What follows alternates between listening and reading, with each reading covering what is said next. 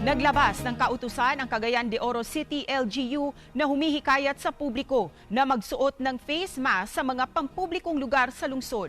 Samantala, nag-abiso rin ang Misamis Oriental Provincial Government na ugaliin ang pagsunod sa health protocols upang maiwasan ang influenza-like illnesses. Narito ang report ni Cyril Chavez ng GMA Regional TV 1 Mindanao.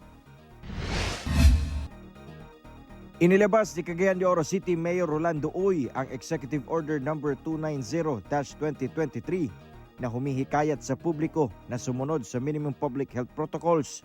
Sa nasabing kautusan, hinihikayat ang mga Cagayanon na magsuot ng face mask sa mga pampublikong lugar at transportasyon sa lungsod, kabilang na ang paghuhugas ng mga kamay. Ito ang naging hakbang ng LGU kasunod ng pagpapatupad ng mga pribadong paaralan sa lungsod ng online classes dahil sa dumaraming estudyante na tinamaan ng influenza-like illnesses. Sa pamamagitan ng pagsunod sa health protocols, inaasahan ng LGU na mapipigilan ang hawaan ng lagnat at ubo.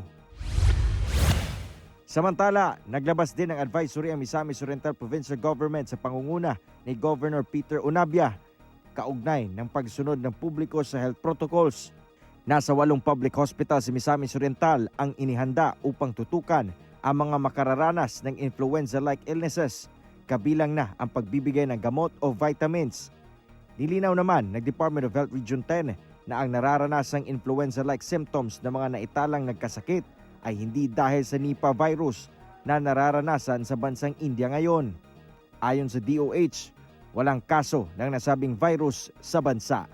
Mula sa GMA Regional TV 1 Mindanao, Cyril Chavez nagbabalita para sa GMA Integrated News.